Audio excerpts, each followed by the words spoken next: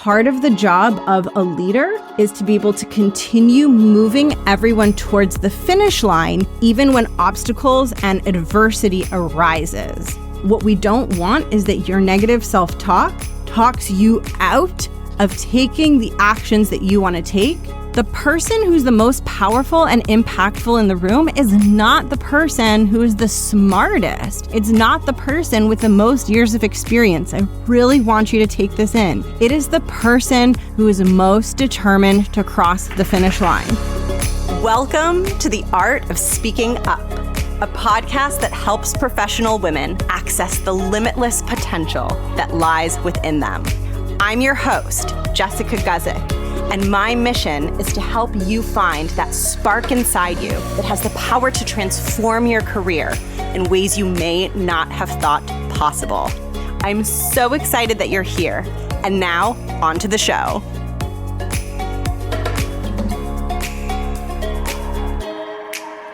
Welcome to the podcast. Thank you so much for tuning in. My name is Jess. I am the host and creator of the Art of Speaking Up podcast, and I am a coach for women who want to become leaders, who want to build confidence, who want to have a super powerful voice and develop an upwardly mobile, thriving career. I get super excited about women elevating into leadership roles, and that is what I am here to help you do. Today, we're talking about one of my favorite topics ever. This is literally one of my favorite topics, both in my work as a coach and on this podcast and in my own life and in my own personal growth. And that is the topic of mindset. If you've been around here for a minute, you know that I am really big on going beneath the surface when it comes to supporting you and supporting ambitious female professionals in building the career they desire. So obviously, if you want to have a successful career, there are a lot of surface level skills that you're going to need to help you do that. You're going to need to have strong communication skills. You're going to need to have strong self-advocacy skills. You're going to need to have strong execution skills. So there are lots of surface level skills that have to be in place for you to thrive. And what I have found is that when surface level skills are not paired with mindset, those surface level skills can only take you so far. Because what inevitably happens is you find yourself in a situation where exercising those surface level skills takes you outside of your comfort zone. So, for example, let's say you master the surface level skill of executive communication and you know how to articulate your ideas clearly and effectively. You know how to assert your perspective. You know what to do if a disagreement comes up. Like, you've learned all of the communication skills. You know exactly what to do. That might not be enough on its own to get you through the moment where you're sitting in the meeting room and it's time for you to jump into the conversation. It's time for you to disagree. It's time for you to assert yourself. It's time for you to present your idea, but you're feeling afraid and you're feeling stretched outside of your comfort zone. In that situation, the surface level communication skill is, of course, needed so that your communication is crisp and high quality, but on its own, it might not be enough. You also need mindset to help you navigate the fears and the difficult emotions and maybe the negative self-talk that comes up in that moment where you're feeling afraid or worried or anxious or vulnerable. And all those feelings are causing you to want to hide, to not be a part of the conversation, to not show up like a leader, and ultimately to miss out on that opportunity for visibility, not because you're lacking the skills, but because that situation was really, really stretchy and you needed a more solid mindset to help you weather through that difficult experience. This is why I'm a huge proponent of supporting you both with developing the surface level skills, because they matter a lot. When you have strong communication skills and strong execution skills and strong leadership skills, you stand out a ton. And when you pair that with a rock solid mindset where you can show up and take up space, even in scary, intimidating situations, when you pair those things together, that's when you become super effective. And that's really when the impact that you're having starts to get bigger and bigger. You start to get noticed more and more, and your career really starts to take off. So that's why I'm obsessed with mindset, because it's often the ingredient that we need to help us thrive in the more challenging situations. And today I'm going to be talking about mindset. And specifically, I'm going to be talking about something that we all struggle with as humans. So if you struggle with this, you are not alone. I struggle with this. Every client that I have worked with ever has struggled with this. Every person that I know ever has struggled with this. This is a universal part of the human experience based on my time as a coach and based on my own human experience. And that is negative thinking and negative self-talk. Speaking to yourself in a negative, harsh, judgmental, unkind way. Now, I have a lot of clients whose goal is to eliminate negative self-talk. And they say to themselves, I want to stop speaking to myself so negatively. And my view is you definitely want to reduce your negative self-talk. And I'll talk more about ways that you can do that over time. But trying to eliminate your negative self-talk is kind of trying to erase the humanness from who you are. It's a part of the human experience. And in my opinion, the goal is not to make it go away. The goal is to become highly flexible, adaptable, and resilient in the face of it. I don't like to set goals that stress me out. And I don't like to set goals that feel like they're not attainable or make me feel like I'm not in control of achieving that goal. Because when I feel like I'm not in control of achieving the goal, then the thought of me pursuing the goal stresses me out. And when it comes to negative self-talk, we're not always in control of it. Sometimes it just happens. Sometimes it's our default conditioned response to a difficult situation. And so when we tell ourselves that we want to eliminate all negative self-talk and all the mean things that we say about ourselves in our minds, it can create more pressure.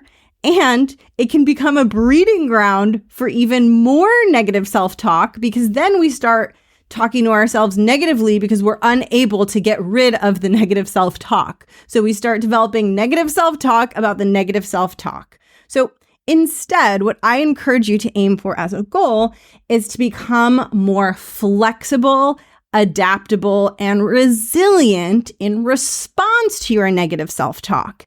And not only will this help you build more confidence and believe in your capabilities more, but it will also help you be more effective as a leader. Because part of the job of a leader is to be able to continue moving everyone towards the finish line, even when obstacles and adversity arises. And in my experience, negative self-talk is one of the biggest obstacles that tends to arise.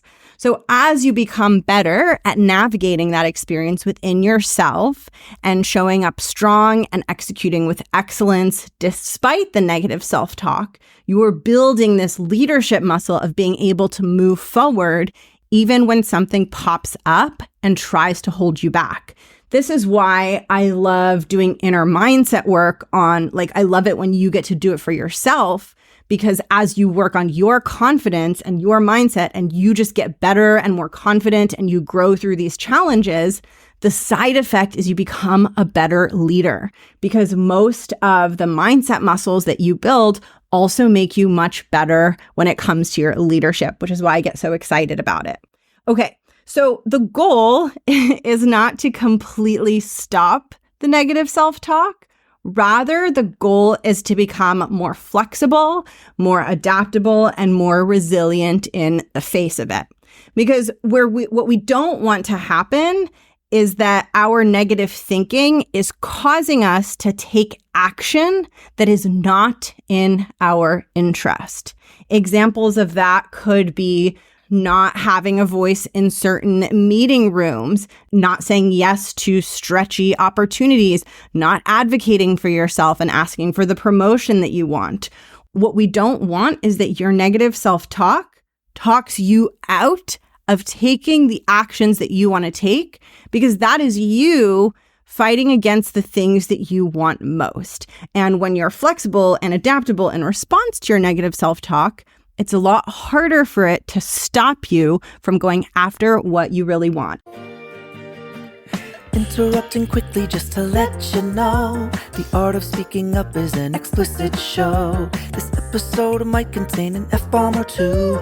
We wanted you to know if that's important to you. And now it's time to get back to the show, but put some headphones on if you're around your kiddo.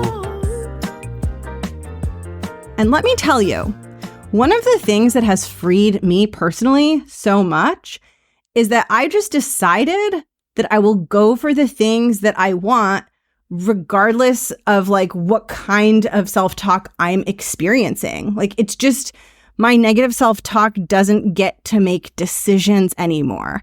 I don't have to necessarily eliminate it. I don't have to like stress out if I'm falling into self-criticism. I just need to focus on what I actually want and what matters most to me, and making sure my actions align with that, even when negative thoughts are floating around in my brain, making me feel frustrated and icky about myself and unhappy. And what happens as I do that and as you do this is that a lot of those negative thoughts start to lose their charge, because as you challenge negative thoughts by taking stronger actions, the actions you take start to prove the negative thoughts untrue. So if you have a negative thought that says you're not capable and you suck at your job and you're not smart enough, and that negative thought is trying to pull you back from asking for the promotion that you want or getting more visible in meetings, and then you start to take the actions that you truly want to take, like asking for the promotion and getting more visible in meetings, then you start to see that maybe you are capable and that maybe you are smart enough. So when we take powerful action, it creates the opportunity to generate evidence out in the real world that proves our negative thoughts untrue. Okay, now I want to share a few things that will help you become more resilient in the face of your negative thinking. What I see very often is that negative thinking is often accompanied by other habits that fuel even more negative thinking. So it's not just that you're experiencing negative thoughts, but you're engaging in habits that amplify the negative thoughts and keep them going for longer than they need to go. So I want to make you aware of these habits so that you can notice if you're doing them. And next time you're feeling negatively, instead of engaging in habits that amplify the negative thoughts, just let the initial negative thoughts be there, decide what action you want to take, and keep moving forward. So I think of these habits as like you're stepping in gum or something sticky or quicksand. You're trying to move forward, but these habits cause you to sink into the quicksand of your negative thoughts, thereby making it really hard for you to take a step forward. So here are the proverbial sources of quicksand that keep you stuck in negative thoughts longer than you need to be and prevent you from moving forward. So the first one is comparison, comparing yourself to other people. The second one is fixating, so staying on the same thing over and over again. The third one is filtering out information, and I'm going to talk about all these in more detail. And the fourth one is self-flagellation and self-punishment. So let's talk about these. So here's how I think about these. I think about these as your negative thought is like a little flame, and these are habits that stoke that flame into a roaring fire. And a roaring fire is a lot more difficult to put out or deal with than a tiny little flame. Right? So we want our negative thoughts to not be amplified. And so we want to notice when we're going into habits that amplify the negative thoughts that we're having about ourselves. So first, comparison. This is probably one that I see most often. And what this typically looks like is comparing yourself to people that have more blank than you. So maybe you're in a weekly meeting or any meeting, and you know that it is important for your voice to be heard so people understand that you have thoughts and smarts and value to share. Maybe it's a high stakes meeting where there are influential stakeholders, and you want those stakeholders to know that you care about your work, that you're really smart, that you're a strong leader. And so you want to be participating in this meeting, but every time you go into it, you start to feel badly about yourself. The negative self-talk starts to happen. And then you begin comparing yourself to the other people in the meeting. This comparison usually sounds like they're smarter than me. They all sound more confident and sure of themselves than me. They have more years of experience than me. They're more well-liked and kind of more in the in-group than me. Typically, you are latching onto certain traits that the other people around you have. Some of those traits might be real, like maybe they really do have more years of experience than you. Maybe they do have a higher title than you. But also a lot of the traits that you are latching onto and comparing yourself for are traits that you have invented in your mind and that may or may not be true and may or may not be factual. For example, they're smarter than me, or they're more sure of themselves or more confident than me, right? So comparison can be really sneaky, because it's not just that you're comparing yourself based on facts, but you're comparing yourself based on an imagined reality, like based on things that may not even be true. I want you to imagine, like, here's what I want you to imagine. Like, let's look at a competition like the Olympics, right? And let's just say, it's ice skating, and each of the judges gives the figure skaters a score. Imagine if a judge gave a figure skater a score. Let's say the judge gave the figure skater a really low score. In fact, let's say you're the figure skater. You're training your whole life to skate in the Olympics. You practice and you practice, and you have the most incredible skating routine with flips and jumps and the coolest things ever. And you get out on the ice and you do your routine and it goes perfectly. And you're so happy and you're like, oh my gosh, I was so nervous, I did it. And then the judge offers you their score. Now, I know this isn't how it actually works in the Olympics, but just bear with me. The judge offers you their score, and the judge gives you a score of a 2 out of 10. And you say to the judge, wait, but I got my routine perfect. Like, why are you giving me a 2 out of 10? And the judge says, well, like, you tripped and then you fell and your routine didn't fit within the time limits. And a lot of your technique was really off.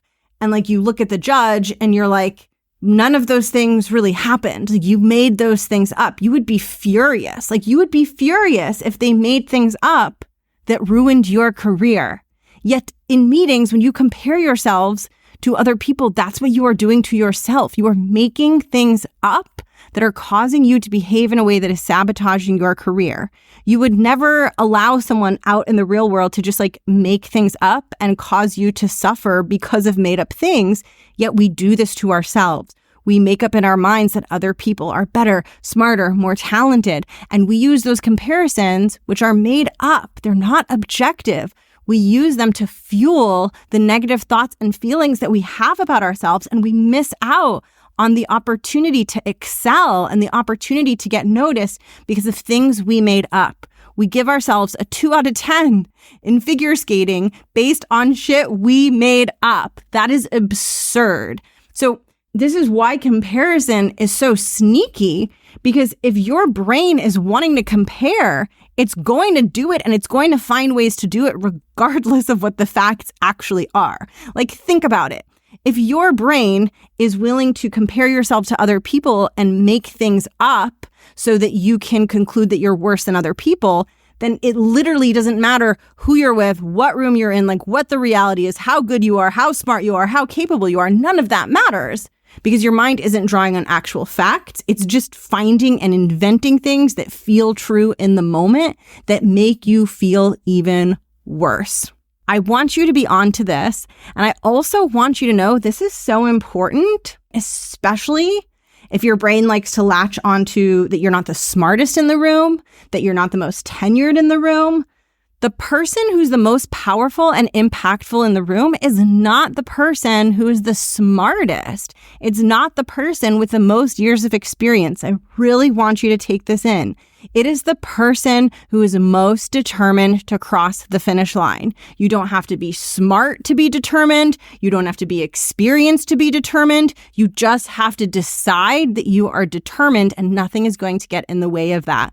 Smarts are not the most valuable trait in a corporate setting. I say this because we assume that they are, but they're not. When I was hiring for my team, I didn't choose the candidate that I thought was the smartest. That's a terrible way, in my opinion, to hire.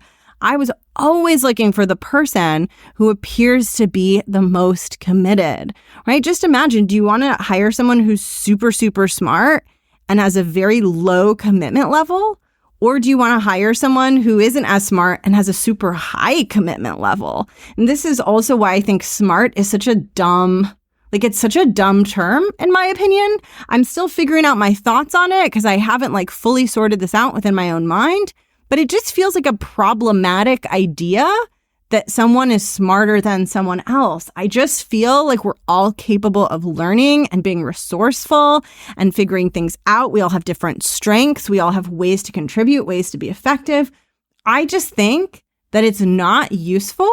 And by the way, this is coming from someone who my whole life I have identified as very smart. And my sense of self-esteem has been falsely built around this belief that I am smart, but it was not an authentic self-esteem. It was not really based on a strong, genuine sense of self-confidence. It was coming from insecurity and a need to prove myself. So I'm coming to you saying this as someone who really wanted to be the smartest and who really felt it was important that other people thought that I was smart. And then I started to realize that that desire to be smart and be seen as smart was rooted in insecurity and was making me less effective. And that what was much more effective was to learn to feel confident in who I am and to focus, rather than focus on being the smartest, focus on being the person who's the most committed to crossing the finish line. So that is the first habit that I want you to notice and just gently let go of when you notice it happening. Is comparing yourself to other people and doing it based on circumstances that are either real or imagined. The second thing that can cause negative thoughts to be amplified and to linger and to be like a quicksand that is sucking you in is fixating.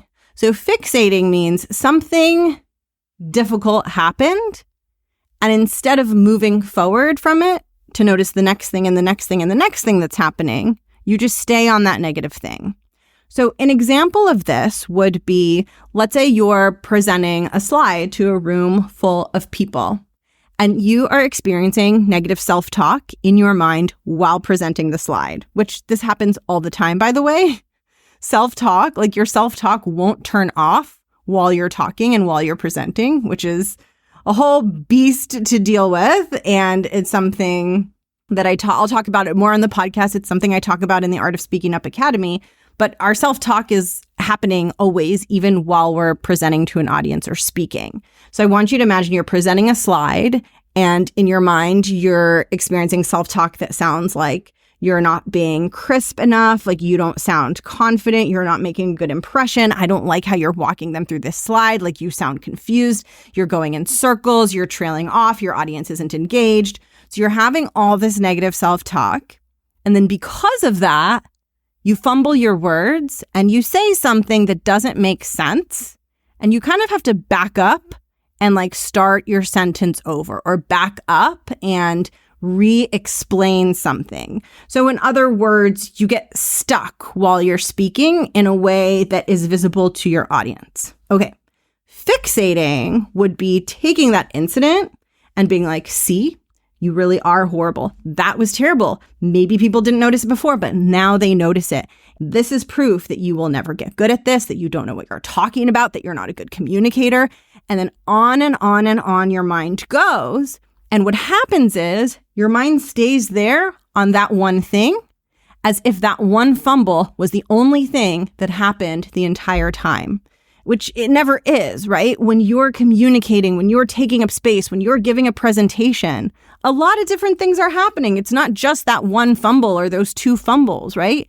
But when those happen, our minds tend to stay with them as if they're the only things happening, as if you gave an entire presentation that was fumble after fumble after fumble after fumble to the point where it was nonsensical, to the point where there were no coherent sentences that came out of your mouth, which isn't actually what happened, right? Probably 70 to 80% of what you said made sense. And maybe I'm being generous here, 20 to 30% of what you said didn't make sense, or you got stuck, or you fumbled, or you had to start the idea over. But in your mind, you're treating it as if it was 100%. You're staying on it. You're not noticing anything else. And then your self-talk is getting even bigger because now you're like, see, I told you this is horrible. And that fixation isn't giving you room to see anything else that's happening. Which brings me to the next habit, which is closely related, which is filtering out information. This is so important.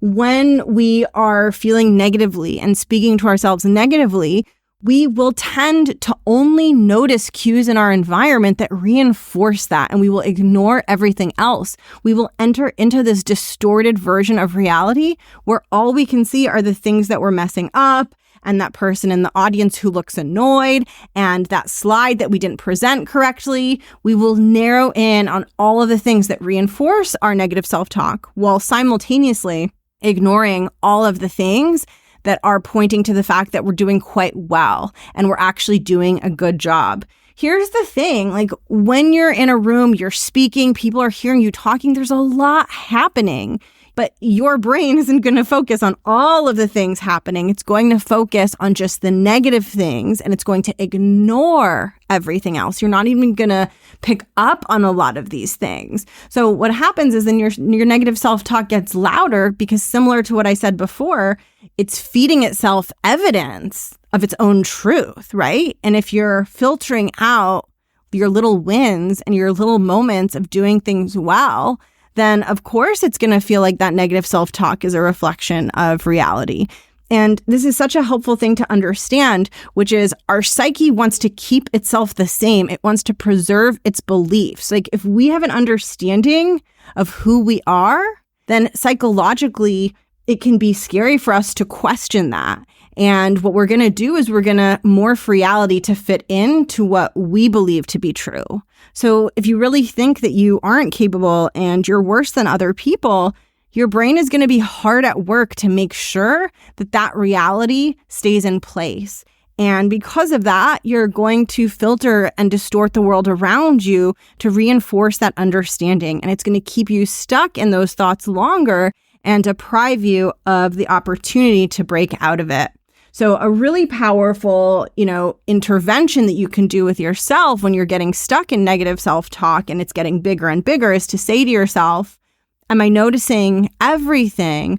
Or am I filtering out to just look at the negatives and the ways I messed up and the ways that I'm not doing well? Like, am I truly taking like a bird's eye view? Or am I zoomed in on things that are highly negative and also that aren't good representation of the full picture?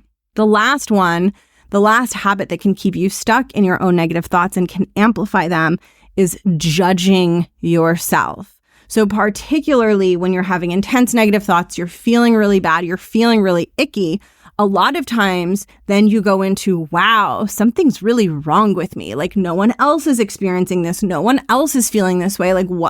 Why am I so different? Like, why am I so wrong? Why am I so weird? And you start piling shame onto your negative thoughts and making yourself wrong for having this difficult human experience, which makes it really, really difficult for you to take powerful action.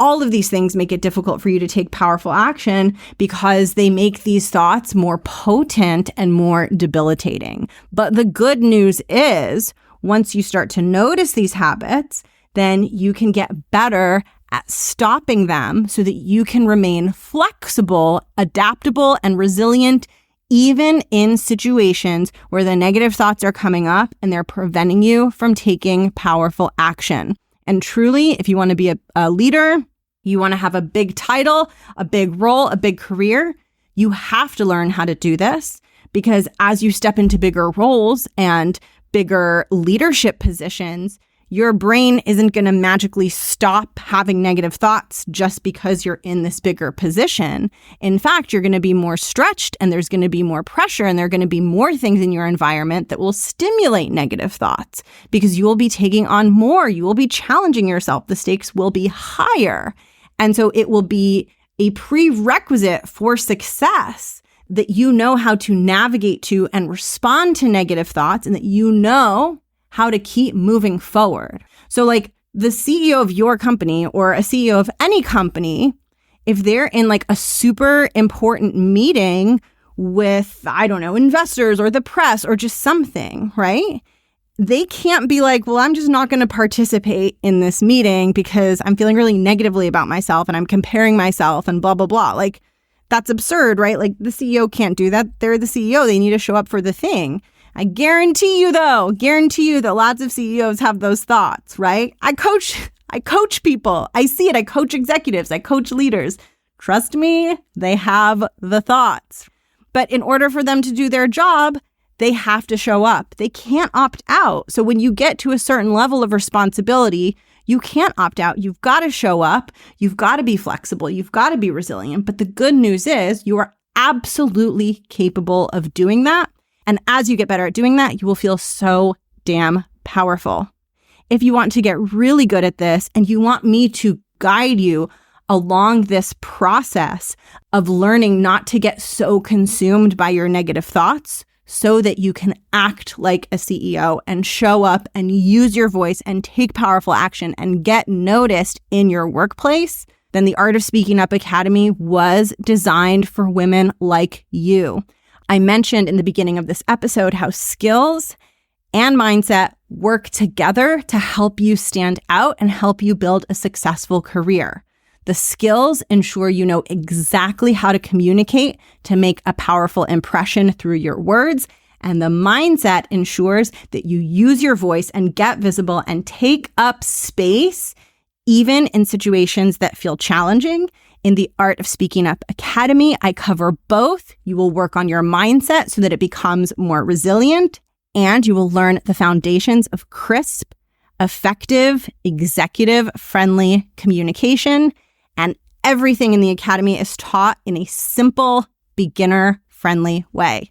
Now, good news, I have a cohort of the Academy that I'm going to be kicking off in early 2024.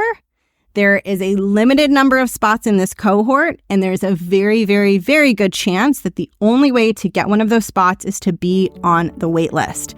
I will be offering the wait list early enrollment next month. In November, I'll be opening up early enrollment for the next cohort of the Art of Speaking Up Academy, and there is a very good chance that all of the spots will be taken by those who are on the wait list. That is what happened last time. And so this time I'm not even planning to really announce or open enrollment on the podcast because I want to set the expectation that there may not be space or capacity in that cohort unless you are on the wait list and you grab your spot early.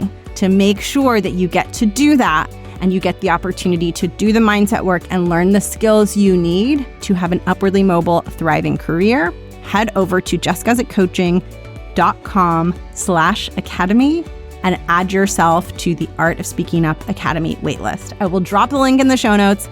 Thank you so much for listening to this episode. You are awesome. I'm so happy you're here, and I'll catch you in the next one. Bye.